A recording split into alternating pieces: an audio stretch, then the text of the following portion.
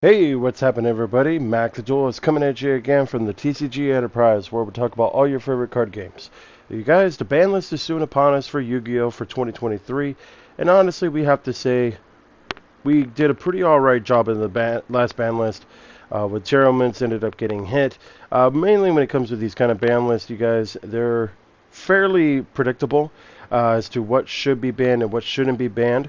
So let's go ahead and go on with it, you guys.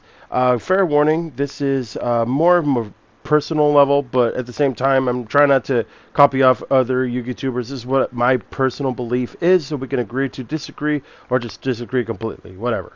But anyways, let's go ahead and get on with the list, and I figure it's fair. Start off with Diablos. Let's ban it. Honestly, Diablos is way too broken. It screws up the whole format. It's way too meta, way too broken to have out. And honestly, it shuts down the game. It won't allow you to play the game, and it's just all around completely unfair. It's way too easy to get into this thing at the same time. Now, on towards the limited section, for sure. Denlong. Denlong did nothing wrong. And I will say this time and time again until it gets off the ban list.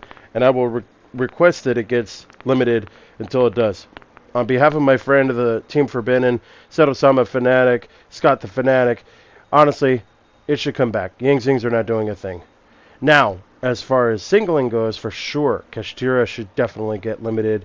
It's way too broken. It shuts down all the zones. It does not allow you to play the game. It's way too unfair. To be perfectly honest, I'd rather have Tyraman come back. Yes, I just said that. But honestly, get rid of it. And as far as Fenrir, same thing. Unicorn and Fenrir, it's too much of a combo piece to basically have both of them be in the same time frame. It's this current format. If you end up limiting it down, it doesn't completely kill the deck, but at least puts it on towards the notice. So then that way people have a way to work around it. Because, I mean, even though you do have a lot of interruptions in this thing, this whole format is completely one-sided towards this deck. And it should not be that way. Everybody should have a turn.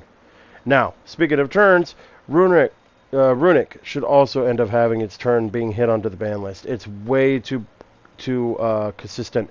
As far as gameplay goes and everything like that, hardly any ways to get around it if you're able to, and Runic Fountain is definitely one of those. Definitely put that thing into one. Not killing the deck, but it just at least puts it at bay, so that way people can be like, okay, they're kind of going a little too hasty on this thing. We should tone it down just a bit. Now, Cloa Bulb. This is a little bit of a controversial card because a lot of people are actually saying, oh, maybe it should, and others are saying maybe it shouldn't. Honestly, I'd say definitely bring it at one. I want to put it back into my zombie deck. I would love to have that thing. The one time when it was brought at limited, I used it, so bring it back, please. Next is Block Dragon. Adamanticators are not doing a thing, and honestly, I would like to see Adamanticators come up better in this format, at least, compared to Kashtira. I would rather have an Adamantipator format than having a Kashtira format. I'll say that right now. Now, one of them that's a little bit controversial. A lot of people are like, what? Yes, Trap does shoot. I know the opening hand, it lets you to see your opponent's hand, see out for plays and all that, but the same would go for you. So, I mean, it makes a lot of sense to have this thing. Plus, it can get rid of Ash, which is what we want also. Another card, Colossus. Colossus could definitely come back at one. It sure is a floodgate, but I mean, how often do we also have so many floodgates anyways? Floodgates are pretty much what kind of keep the base of the game at bay, but you guys can agree or disagree to it, whatever have you.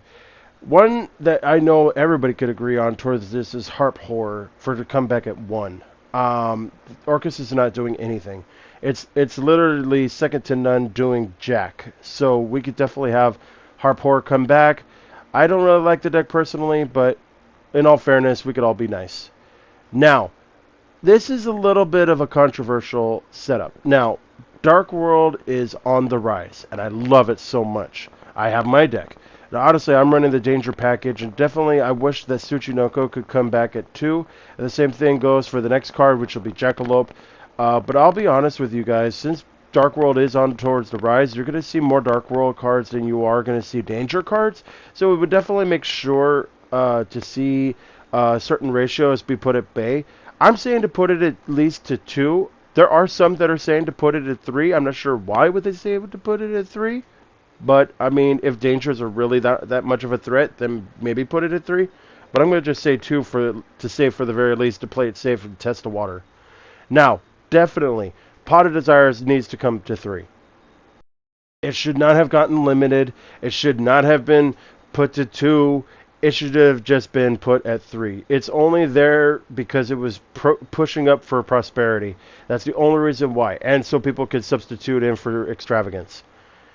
Another one, Ancient Fairy Dragon, can go to 3. It's got such a heavy errata on towards it that it limits the amount of how many field spells are played out at a time. With that being said, it can't be the same copy as the one that you're bringing out, but I mean, it doesn't matter. It's a hard once per turn, and it could definitely come back at 3. It's not that broken anymore. Another card, Gazelle. Yeah, Gazelle could definitely come back at 3. Salmon Crates are not doing a damn thing. Salads are not doing anything. Even if they were the OCG, they're still not doing anything in the OCG either, and they already have their full lineups there.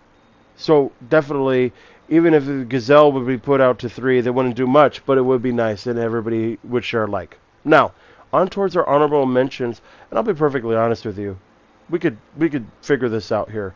Max C is one of those cards, as I said before, you guys. Max C could definitely come back at 1, 2, or 3, depending on the situation. But I know with so much draw power, especially since we have so many hand traps into the game, it kind of makes it a little bit controversial. But, I mean, I digress. A lot of people are saying to put it at 3, some are not. I mean, either or. It doesn't really matter to me. But you guys could go ahead and decide there. Now, Pot of Greed. What does it do? Draw 2 cards. I know it gives a lot of draw power, but honestly, just putting it at 1, I mean, I get it. It has no holds back, but, I mean, so what? Like, how often are there games where cards are in there and they have no drawbacks? Like, quite a few, I'll be perfectly honest.